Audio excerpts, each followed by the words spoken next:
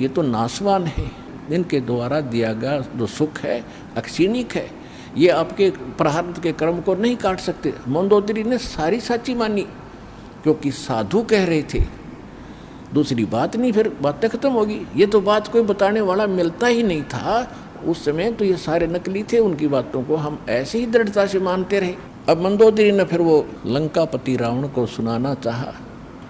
रावण के अंदर तक गोबर भरा था अहंकार शक्ति का, शंकर भगवान की पूजा करके सिद्धियां प्राप्त कर रखी थी, और मांस खावा शराब पीवा उसका यह अच्छी बात कैसे स्वभाव है।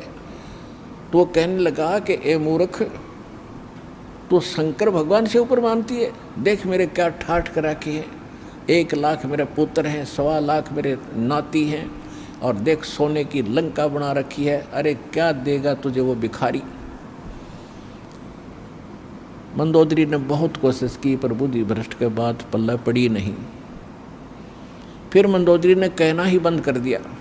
उसके बाद फिर क्या होता है कि उसने सोचा तर और कोई मेरी चर्चा सुनने वाला नहीं, ये ऐसा ज्ञान है इंसान दूसरे को सुनाए बिना रह नहीं सकता। तो उसने अपने देवर रावण के छोटे भाई विभीषण से समझाया ये ज्ञान, और विभीषण ने ये ज्ञान स्वीकारा, और विभीषण ने भी परमात्मा से दीक्षा ली और वो भक्ति की। अब हम आते हैं उस बात पर कि जिस समय सीता जी का अपहरण हो गया और उसकी खोज हो रही थी, कोई पूर्व में ढूंढ रहा था, कोई पश्चिम में खोज रहा था, कोई उत्तर कोई दक्षिण में। जैसे किसी की गाय गुम हो जाए, कोई इधर घूम रहा है, कोई इधर ढूंढ रहा है, कोई ऐसे हो रहा, ऐसी दशा थी। अब यहाँ इस कथाओं से आपको बहुत सा निर्णय मिलेगा, और आपने ये कथा खूब सुन रखी थी पर इनका निष्कर्ष नहीं निकाला था। अब जैसे जड़ी बूटियाँ रखी हैं और उनकी गुण भी लिख रखे हैं, बड़ी अच्छी हैं, लेकिन उनसे औषधि बनाने वाला जब तक नहीं मिलेगा तो उन जड़ियों से क्या लाभ है, उनके ज्ञान से भी, उनकी कथाओं से भी। आपने ये भी सुना होगा कि जिस समय श्री रामचंद्र जी की सीता उठा ली गई थी और वो पेड़ पौधों से भी लिपट लिपट कर पूछ रहे थे, डकरा रहे थे, रो रहे थे, पशुओं से भी गले से मिलकर पूछ रहे थे, आपने मेरी सीता देखी। आकाश से कहते हैं भगवान शंकर और पार्वती ऊपर से देख रहे थे कि नीचे कौन रो रहा है। तो भगवान शंकर ने उनको प्रणाम किया ऊपर से ही, क्योंकि ब्रह्मा विष्णु शिव ये 3 भाई हैं। ब्रह्मा जी बड़े हैं, विष्णु जी बीच वाले हैं, शंकर जी सबसे छोटे हैं। और पार्वती जी तो शंकर भगवान को सुप्रीम पावर मानती थी, एक तो पति परमेश्वर, फिर महादेव नाम से जाने जाते थे। तो पार्वती जी ने कहा कि आप महादेव होकर के किसको नमन कर रहे हैं, कि सामने त्रिलोकीनाथ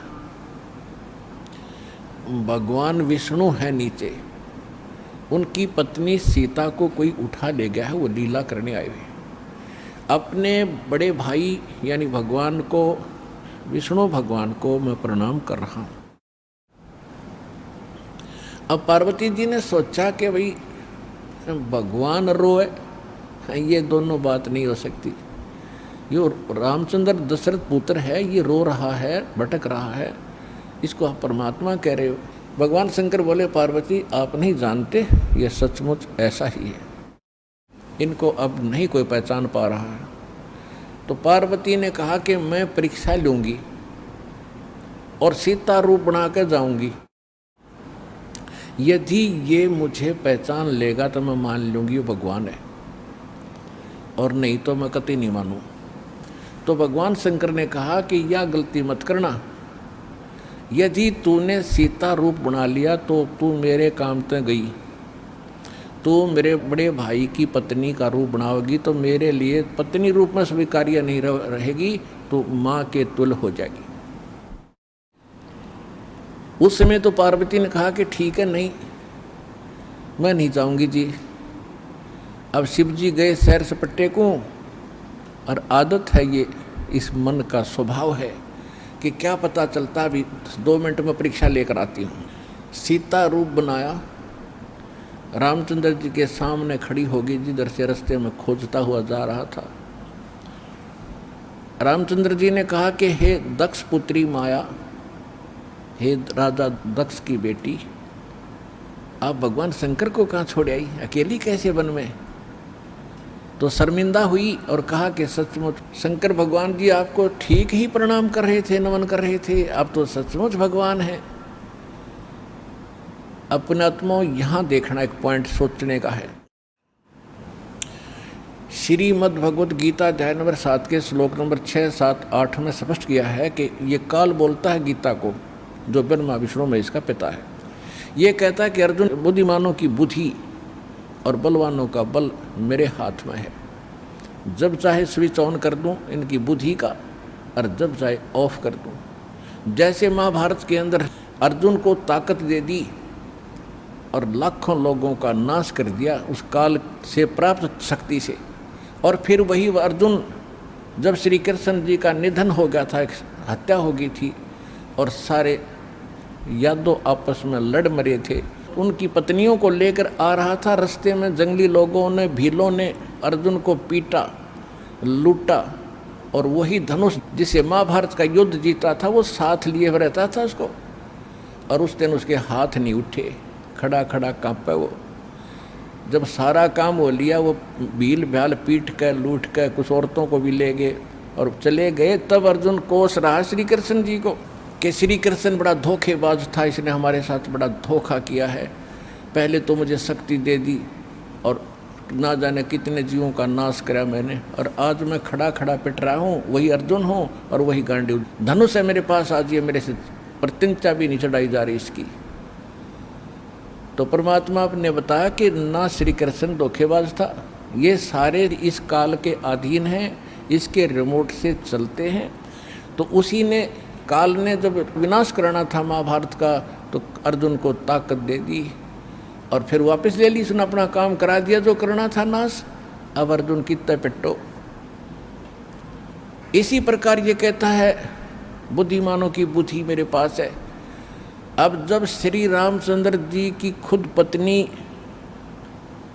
गुम थी, उसका तो पता नहीं उसने कौन उठा लेगा, ढूंढते फिर जैसे गायें गुम हो जाया करे। हर वह पार्वती पहचान ली, तू तो पार्वती है, सीता नहीं है, तो वहाँ उसकी ऑन कर दी और फिर ऑफ कर दी, अब खा धक्के। अब क्या होता है, अब हनुमान जी ने छलांग लगाई, एक सिद्धि है जो आकाश में उड़ जाने की प्राप्त हो जाती है। आकाश मार्ग से जाके वो लंका में प्रवेश हुआ हनुमान जी। उनको कुछ आभास हो गया था, किसी जटायु नाम के एक पक्षी ने बता दिया था कि लंका का राजा रावण उठा कर ले गया, इसलिए वहाँ जाने की और किसी में हिम्मत नहीं थी। सूरवीर बलवान थे, हनुमान जी ने कहा कि मैं जाऊँगा तो कुछ ऐसी निशानी दो मुझे ताकि मुझे पहचान सके कि मैं ऐरा गहरा व्यक्ति नहीं हूँ, मुझ पर विश्वास करे माता। तो कहते हैं रामचंद्र जी ने अपनी छाप दे दी, अंगूठी निकाल के, उस पर नाम लिखा था उनका, और उसको सीता खूब पहचानती थी।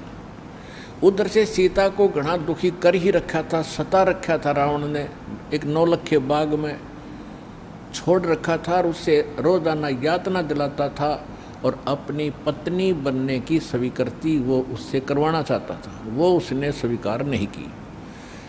और रावण को एक श्राप लगा हुआ था कि तू कभी किसी औरत के साथ बलात् नहीं कर सकेगा, स्वेच्छा से कोई संपर्क हो तो वो अलग बात है, लेकिन तू किसी का ऐसे ज़बरदस्ती नहीं कर पाएगा, नहीं तो गल जाएगा तू। इस डर से वो ज़बरदस्ती नहीं कर पा रहा था और उधर से उसको पीड़ित कर रहा था कि स्वयं यश कर दे, लेकिन वो सीता ने नहीं किया था। एक वृक्ष के नीचे बैठी थी और अपने कर्मों को कोस रही थी। छोटा सा रूप बनाकर एक बंदर का हनुमान जी उसी वृक्ष के ऊपर बैठ गए थे। यातना देने के लिए औरतें आई थी तो भी उसने देखा था। जब वो चली गई उसके बाद फिर हनुमान जी ने ऊपर से वह अंगूठी डाल दी, वो तो राजदूत बनकर गए थे। जब अंगूठी देखी सीता ने तो आपने कथाएं खूब सुन रखी हैं, ज़्यादा ना सुनाऊंगा। तो उसने सोचा कि ये बंदर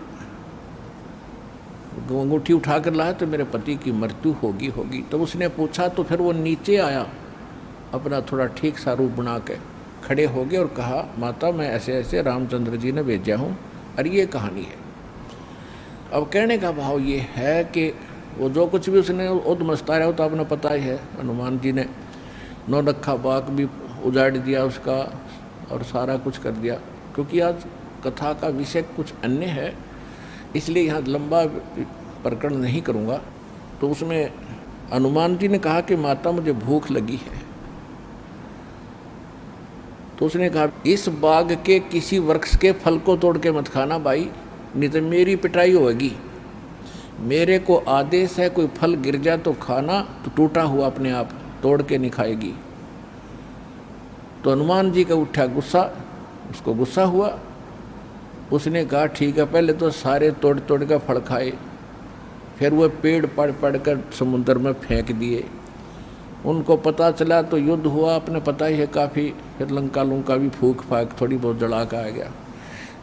और उसमें क्या कहा कि माता जी तो आप मुझे कोई ऐसी निशानी दो जिस निशानी को मैं श्री राम को दिखाऊं और वो विश्वास कर सके हाँ सीता जी की है, खोज पक्की होगी। क्योंकि इतना समुद्र को पार करके आना है, वैसे नहीं आएंगे वो। तो सीता ने अपना एक कंगन निकाल के दे दिया, कंगन हाथ में जो पैर रखा था सोने का, और कहा भाई इस चूड़ी को दिखा देना, वो खूब समझ जाएंगे। अब वो कंगन लेकर हनुमान जी ने फिर छलांग लगाई। उस दिन वो ऐसे स्थान पर आके उतरा जहां पर एक ऋषि की कुटिया थी। वो ऋषि कौन थे? मुनिंद्र ऋषि स्वयं परमेश्वर थे। वहां सुंदर बाग लगा हुआ था, कुछ क्षेत्र में एक सुंदर सरोवर भरा था जल का। तो सुबह सुबह का समय था। हनुमान जी ने सोचा कि बहुत मनोरम स्थान है और यहाँ कुछ स्नान करूँगा, सामने बाग सुंदर फलों से लदपद है, आहार करूँगा और फिर ऋषि जी भी साथ में हैं, इनके दर्शन करूँगा, पहले स्नान कर लेता हूँ। अब जो कंगन वो लाया था उसको रख दिया पत्थर पे और स्नान करने के लिए प्रवेश किया सरोवर में। अब उन्होंने जो ही स्नान करने की चेष्टा की, लेकिन एक दृष्टि थी ऐसी कंगन पे कि जय ये कंगन गुम हो गया, कोई जानवर पक्षी उठा ले गया तो मेरी सारी मेहनत व्यर्थ जाएगी, सब परिश्रम व्यर्थ होगा। इसलिए नहा रहा था पर नज़र था जैसे सर्प का मणि के ऊपर रहती है ओस चाटते समय, तो इसी प्रकार नहा रहा था, दृष्टि कंगन पे। इतने में एक बंदर आया, दौड़ा दौड़ा और कंगन उठाकर भाग लिया। आगे आगे बंदर, पीछे पीछे हनुमान। उस ऋषि के आश्रम में बंदर प्रवेश कर गया। बाहर आंगन में एक घड़ा रखा था, अच्छा बड़ा घड़ा। बंदर दौड़ता दौड़ता घड़े में कंगन डालकर आगे भाग गया। अब सुख की सांस ली कि कोई बात नहीं, ये समुद्र में डाल देता तो बात बिगड़ जाती। घड़े में डाल गया। फिर धीरे धीरे चले हनुमान जी। पहले घड़े में देखा उसने, ऋषि को तो पीछे प्रणाम करना था, तो घड़े में क्या देखा कि घड़े के अंदर ऐसे ऐसे कंगन हजारों की संख्या में पड़े, सेम टू सेम। अब उसने सोचा भाई मैंने तो इतनी पहचान नहीं, कोई कंगन कौन सा है। और श्री रामचंद्र जी तो सारा जानते हैं, उनके कंगन के ऊपर सारी निशानियों को पहचानेंगे, और मैं कोई गलती से दूसरा उठा ले गया तो वो मानेंगे नहीं। इसलिए वो ऋषि जी के चरणों में प्रणाम किया। परमात्मा ने मुनिंद्र रूप में बैठे थे, पूछा कि पहलवान कैसे आए। हनुमान जी ने कहा कि ऋषि जी आप कौन सी दुनिया में रहते हो। मुनिंद्र जी ने कहा क्या बात है, मैं तो इसी पृथ्वी धरातल पर ही तो रहता हूँ, क्या आपको नहीं पता आज श्री राम के ऊपर कैसी आपत्ति आई है, ऐसे ऐसे उसकी पत्नी गुम हो गई थी, वो माता की खोज करके मैं आया हूँ। तो परमात्मा ने पूछा कि भाई कौन से राम की बात कर रहा तू। वो कहता है अच्छा कमाल करते हो ऋषि जी, आपको यही नहीं पता राम कौन है। परमात्मा ने कहा बताओ तो श्री, कि दशरथ पुत्र श्री रामचंद्र जी। उनका वनवास हुआ था, ऐसे ऐसे सीता उठा ली थी और आज मैं खोज करके आऊँ ऋषि जी। परमात्मा बोले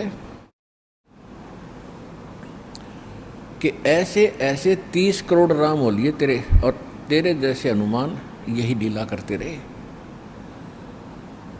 तो हनुमान जी ने सोचा कि ऋषि के साथ ज़्यादा बहस करना उचित नहीं और अपना काम करूं और चलूं। कहने लगे ऋषि जी और बात छोड़ो आप, कि मेरे सामने एक समस्या आ गई है कि ऐसे ऐसे मैं कंगन लाया था माता के हाथ का, और वो कंगन मैं स्नान कर रहा था, बंदर ने उठा के आपके घड़े में डाल दिया। तो परमात्मा बोले ले जा कंगन भाई, जा फिर अपना कर काम, जाओ हनुमान जी ले जाओ कंगन, निकाल ले जाओ, करो जो तूने करना। कहने लगे जी समस्या ये है कि इसमें और भी बहुत से कंगन पड़े हैं और इन कंगनों में पहचान नहीं कर पा रहा हूँ मैं, मेरा वो भगवान सीता जी वाला कौन सा है। परमात्मा बोले रे भले आदमी तुम लाने वाला और तुझे पता नहीं तो मैं क्या बताऊँ, फिर खोज ले कौन सा है तेरा। तो चिंतित हो गया कि भगवान दया करो। परमात्मा बोले कि जौन सा चाहे वो उठा ले जा और सेम टू सेम पाओगे, इसमें कोई दिक्कत नहीं।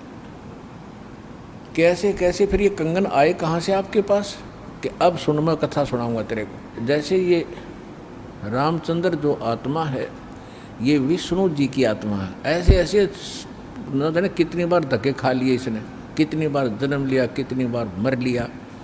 तो प्रत्येक त्रेता युग में ये ऐसा ही होता है। और मैं यहीं बैठा हूँ जब का, मेरी तो बहुत युगों की आयु है, मैं यहाँ बैठा हूँ। पहले इन बातों पर किसी को अविश्वास नहीं होता था। तो हनुमान जी से बताया कि तेरे जैसी आत्मा हनुमान ना जाने कितने बन करा लिए और कितने ये ऐसे कंगन ले लेकर आए हैं, इसी प्रकार वो बंदर उठा कर इसमें डालता रहा है। तो हनुमान जी ने पूछा कि हे ऋषिवर, मान लिया आपकी बात, जो कंगन लेकर हनुमान आता होगा तो वो कंगन तो लेकर भी जाता होगा, कहाँ लेकर जाता है, इस घड़े में मेरी आशीर्वाद से ऐसी पावर है कि डुप्लीकेट कॉपी तुरंत बना देता, एज इट इज 1 के 2 कर देता है। और नहीं विश्वास है तो ले ये कटोरा उठा के कोई दिया ले इसमें डाल के देख ले। हनुमान जी ने कटोरी उठा कर उसमें डाली, तुरंत 2 होगी, 1 जैसी। अब वो दोनों को देख रहा कि सचमुच ठीक है। तब हनुमान जी को कुछ विश्वास हुआ कि संत नहीं, ये कोई और ही महापुरुष हैं, बड़े सिद्धि युक्त हैं और सारी कथा को सही जानने वाले हैं। लेकिन कहा महाराज मैं आपकी बात से सहमत हूँ, होगा कोई और भगवान, पर अब मुझे समय नहीं आपकी सारी बात सुनने का, क्योंकि मैं परमार्थ के काम में लगा हूँ। परमात्मा बोले भाई ठीक है, ले जाए, कोई कंगन निकाल ले जाए बेटा, सारे एक जैसे में लगे। वो उठा कर ले गए कंगन को। लेकिन हनुमान जी को फिर भी विश्वास नहीं हो रहा था। जब श्री रामचंद्र जी को दिखा दिया और रामचंद्र जी ने ओके कर दिया, जब हनुमान जी को संतोष हुआ कि 3100 की 100 सच बात है, वो उधर से वो ऋषि की घटना भी नहीं भूल पा रहा था, उधर से फिर युद्ध भी शुरू होना था। कहने का भाव ये है, बात फाइनल होगी कि सीता वहाँ है, सारे लक्षण बता दिए, और वो कंगन को देखकर रामचंद्र जी को विश्वास हुआ। अब समस्या आई कि उसके ऊपर पुल बनाएंगे समुद्र पर। वो कथा आपको सुना दी कि 3 दिन तक स्वयं रामचंद्र जी घुटनों पानी में खड़ा होकर के याचना करता रहा। तीसरे दिन जब उसने कहा लक्ष्मण से कि बड़ा अग्नि बांध दे, ये लातों के भूत बातों से नहीं मानते, इसको फूंकता हूँ। 3 दिन हाथ जोड़ता रहा कि हे सागर राज मुझे रास्ता दे दो, ये मान नहीं रहा। तब विपर रूप धारण करके समुद्र आया। उसने कहा कि भगवान ऐसा ना करो, इसमें ना जाने कितने जीव जंतु हैं, सब नष्ट हो जाएंगे, आपको पाप लगेगा। और ये जल सारा समाप्त हो गया तो ये गड्ढा बन जाएगा 1000 किलोमीटर गहरा, आप फिर भी नहीं जा सकते। कि हे रामचंद्र जी ऐसा काम करो सर्प भी मर जाए लाठी ना टूटे। तो वो कारण जानना चाहा तो समुद्र ने बताया कि आपकी सेना में ये नल नील नाम के 2 ऐसे भक्त हैं जिनको इनके गुरुदेव का आशीर्वाद है कि इनके हाथों से पत्थर भी तैर जाते मेरे ऊपर और कोई चीज़ यहाँ पर फ्लोट नहीं कर सकेगी। अपने आत्माओं यहाँ मान बढ़ाई खत्म करती है और जितने भी वहाँ आसपास ऋषि महर्षि भगत लोग थे वो विष्णु पुजारी होते ही थे उस टाइम।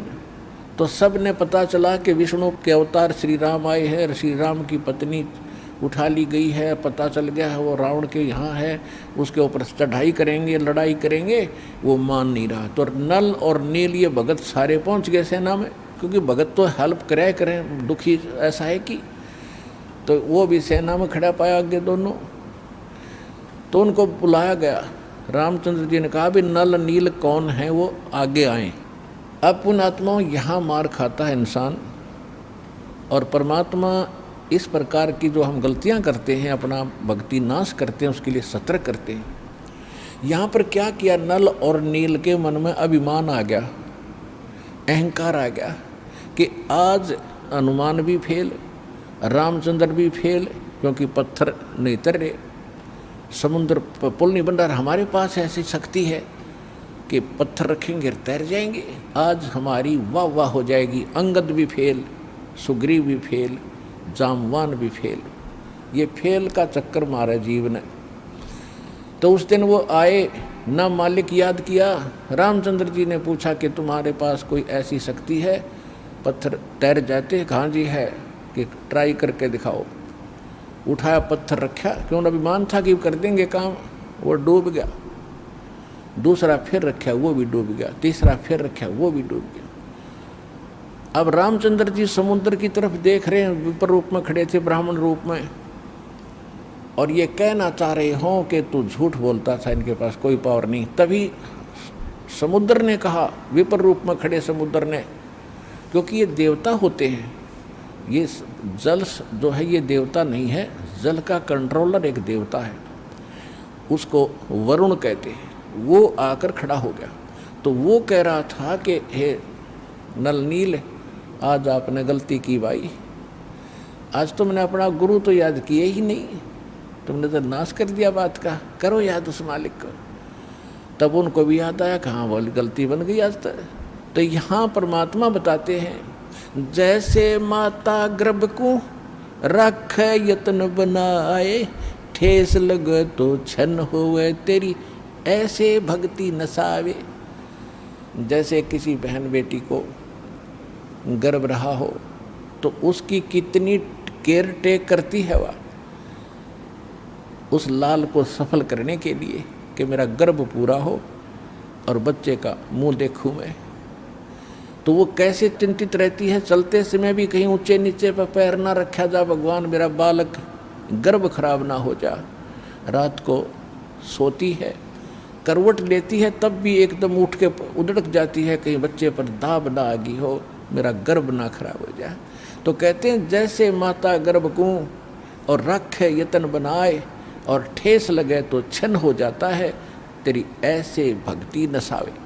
तो इस भक्ति रूपी गर्भ जो आज आपकी आत्मा में परमात्मा के सच्चे शब्द से पल रहा है, इसको इतना संयम से, इतना देखभाल से, यानी सावधानी से इसको परिपक्व करना पड़ेगा। जैसे माता गर्भ को रखे यतन बना और ठेस लगे तो छन हो, तेरी ऐसे भक्ति नसावे। तो छोटी मोटी हम गलती कर देते हैं लापरवाही में, क्योंकि हमने इस लाल की कीमत का नहीं पता, जो आज हमारी आत्मा में सत भक्ति रूपी जो मालिक का मंत्र से गर्भ रह रहा है, यानी आत्मा प्रफुल्लित हो रही है, जो भक्ति रूपी जो लाल हमारे अंदर बन रहा है, इसको ऐसे संभाल के रखना है, ना अभिमान करना है, कोई मर्यादा भंग नहीं करनी है, नहीं तो फिर नुकसान हो जाएगा, आपकी भक्ति नष्ट हो जाएगी। अब उन्होंने परमात्मा को याद किया, रे नल नील यतन करे हार, तब सतगुरु से करी पुकार। रे नल नील यतन कर हार, तब सतगुरु से करी पुकार। जा सतरे खोल की अपार सिंधु पे सिला तिराने वाले। जा सतरे खोल की अपार सिंधु पे सिला तिराने वाले। धन धन सतगुरु सत कबीर भगत की पीड़ मिटाने वाले। धन धन सतगुरु सत कबीर भगत की वो पीड़ मिटाने वाले। नल नील ने जब याचना की हृदय से, हे भगवान गलती बन गई, आपके हाथ में इज्जत है हमारी, तो उसी समय परमात्मा वहाँ प्रकट हो गए। थोड़ी सी दूरी पर सब ने देखा कि वो कौन आ रहा सामने। नल नील ने भी देखा, ये तो मेरे गुरुजी आगे, हमारी पुकार सुन ली इन्होंने। जब मुनिंदर जी निकट आए, सभी ने दंडवत प्रणाम किया। श्री राम ने, हनुमान ने, सब ने। हनुमान जी ने देख लिया, बाबा जी तो वही है भाई, ये तो बिल्कुल सही, ये तो शक्तिशाली ऋषि हैं। लेकिन उस समय और वार्ता करने का समय नहीं था। जो समस्या थी वह उनके सामने अड़ी हुई थी। तब श्री रामचंद्र जी ने मुनिंद्र ऋषि से अर्ज की थी, भगवान आज हमारे सामने ये समस्या आई है। अभिमानी रावण हमारी याचना नहीं मान रहा है। हमने उसे खूब दूत भेजकर, अंगद को, हनुमान जी को, सबको भेजकर उससे प्रार्थना कर ली है, इसको लौटा दे मेरी पत्नी को। वो माना नहीं। अब नहीं माना तो हमने युद्ध करना पड़ेगा और उसके लिए रास्ता चाहिए समुद्र पर। समुद्र रास्ता दे नहीं रहा। इसने विधि बताई कि आपके शिष्यों के पास यह शक्ति थी। मेरा दुर्भाग्य कि आज इनके हाथों में भी शक्ति नहीं रही। तो परमेश्वर ने कहा कि आज के बाद इनके हाथों में यह शक्ति रहेगी भी नहीं। इन्होंने बहुत बड़ी गलती की है, जो हम मैं रोज़ बताता हूँ कि अभिमान से भगवान कोसों दूर है। और इतने दिन के बाद इतना दुख था इनके ऊपर, इन्होंने फिर बकवास कर दी। अब इनके पास यह शक्ति नहीं रही। तो श्री रामचंद्र जी ने कहा कि हे ऋषिवर, मेरी समस्या का समाधान करो। जब आप अपने बच्चों को, अपने शिष्यों को आशीर्वाद दे सकते हो सिला तिराने का, तो आप खुद भी कृपा बख्श सकते हो, मेरे लिए लंका में जाने का रास्ता बना दो। तब परमेश्वर ने कहा ठीक है भाई, मेरा वचन है तेरे बाप तय। परमेश्वर ने कहा था कि तेरे बाप से मेरा वचन है कि तेरा पुल बनवाऊंगा। अब ये रामचंद्र जी का समझ में नहीं आई कि मेरे बाप से और क्या वचन है इनका, क्या वायदा है। परमात्मा ने अपनी प्यारी आत्मा धर्मदास जी को बताया था कि जब मैं प्रथम सतयुग में सतलोक से यहाँ आ रहा था, तो बीच में इस काल की एक तपस्या है, वहाँ पर जीव दुखी किए जा रहे थे और मैं जोग जीत रूप में अपने पुत्र के रूप में वेशभूषा में था। तो इसने पहले मेरे साथ कुछ बकवास करी थी, ज्योति निरंजन ने इसकी पार नहीं बसाई थी, तो मेरे चरणों में गिर गया था। और इसने मेरे से वचनबद्ध करवा कर कुछ प्रार्थना की थी कि कुछ और सुविधा मुझे देना।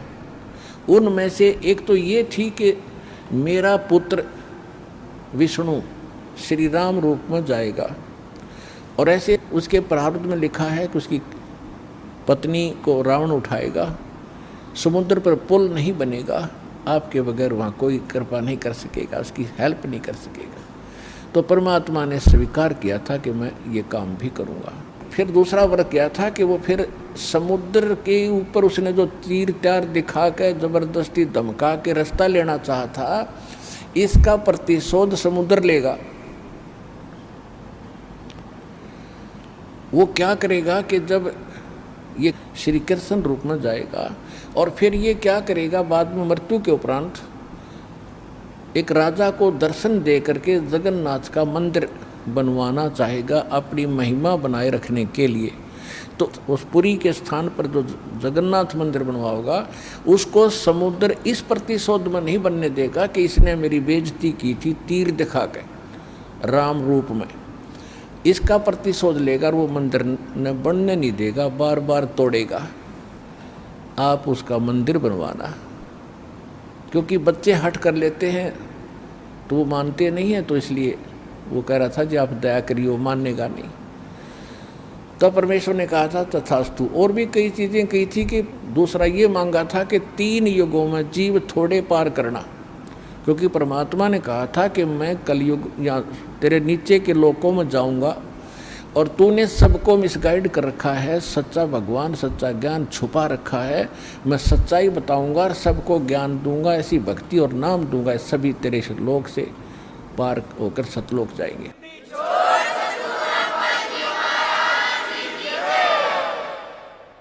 तो इस बात से वो बहुत दुखी हो गया कि तो मेरा नाश करेगा, मेरे बाग को उजाड़ेगा, क्योंकि काल ने हमारे को मिसगाइड करके, धोखा करके, मूर्ख बना के, विवश करके और इस कच्ची बेड़ियों से बांध रखा है, ये शरीर दे दिया, इसमें हाड़ चाम मांस सारा थूक टट्टी पेशाब सारा भरा पड़ा है और हमने इतना प्यारा लगा है ये छूट नहीं जा।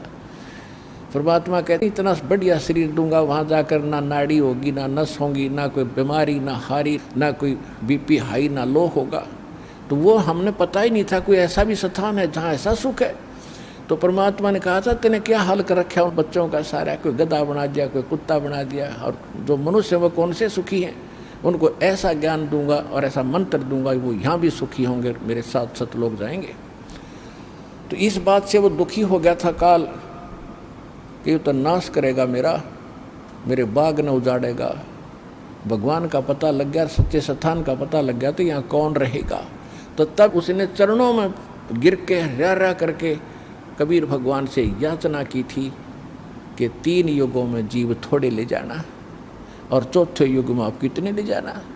और फिर ये पुल बनवाने का, जगन्नाथ के मंदिर को बनवाने का ये भी प्रॉमिस करवाया था। जब उसने सारा परमात्मा ने प्रतिज्ञा कर ली थी तो फिर ये खलनायक है, ये विलियन है, धोखेबाज और ठग है, इसने तुरंत अपना आंखें बदल ली और कहा जाओ जोग जीत संसारा, जीव न माने कहा तुम्हारा। कहते हैं 12 पंथ करूँ मैं साजा, नाम तुम्हारा ले करूँ आवाजा, और 12 पंथ नाम जो ले ही वो मेरे मुख में अंश मोही। और पहले अंश हमारे जाई और पीछे अंश तुम्हारे आई, और जाइयो जोग जीत संसारा। परमात्मा ने कहा था कि फिर मैं त्रेता युग में जाऊंगा, ठीक है भाई, चौथे युग में जाऊंगा कलयुग में और फिर पार कर लूँगा। तूने गलती तो मेरे से करवा ही ली।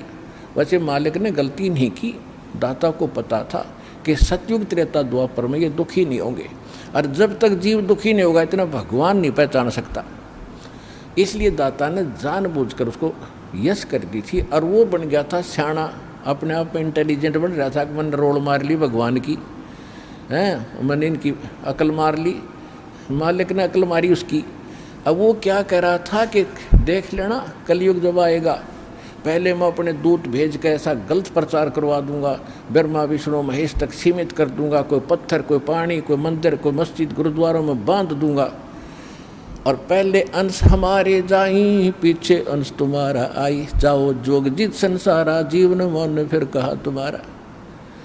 कि पहले मेरे दूत जाएंगे और सारा उल्टा ज्ञान, उल्टा भगवान, उल्टा विधान सबको बता देंगे, गलत मंत्रों से रटा देंगे। ये राधा स्वामी पंथ, धन धन सतगुरु पंथ, निरंकारी पंथ, ये रासाराम जैसे ये सारे नकली पंथ काल के चलाए हुए। तो परमात्मा को पता था कि इसने कर लेते सारे जुगाड़ अपने, और जब मेरा दास जाएगा ऐसे समय में जब इनके परिपक्व हो चुके होंगे सारे पंथ, इन्हें जो कहना सुनना होगा वो सब कह चुके होंगे, जो ज्ञान देना होगा वो दे चुके होंगे, जो नाम देना होगा वो नाम दे चुके होंगे। और जब मेरा दास जाएगा वो प्रमाणित करके दिखाएगा कि सच्चाई ये है, झूठ ये है, तो 2 मिनट में मेरे बच्चे मुझे पहचानेंगे और मेरे पास आ जाएंगे।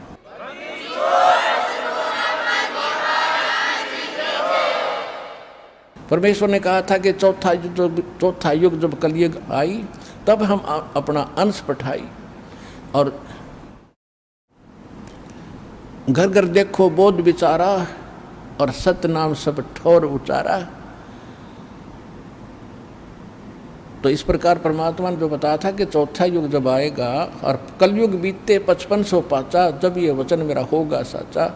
कलयुग बीत जावे जब एता, सकल सृष्टि सभी प्राणी परम पुरुष पद चेता। कि जब वो कलयुग 5500 वर्ष बीत जाएंगे तब ये मेरी बात सच्ची होगी कि घर घर में सतनाम का जाप होगा, घर घर में मेरे ज्ञान की चर्चा होगी। लेकिन ये उस समय सच्चा होगा जब कलयुग 5505 बीत जाएगा, और उस समय सभी को पता होगा कि एक परम पद है। कौन सा? गीता अध्याय नंबर 18 के श्लोक नंबर 62 में, जिसके विषय में कहा कि अर्जुन तू सर्वभाव से परमेश्वर की शरण में जा, उसकी कृपा से तू परम शांति को और सनातन परम धाम को, शाश्वत स्थान को प्राप्त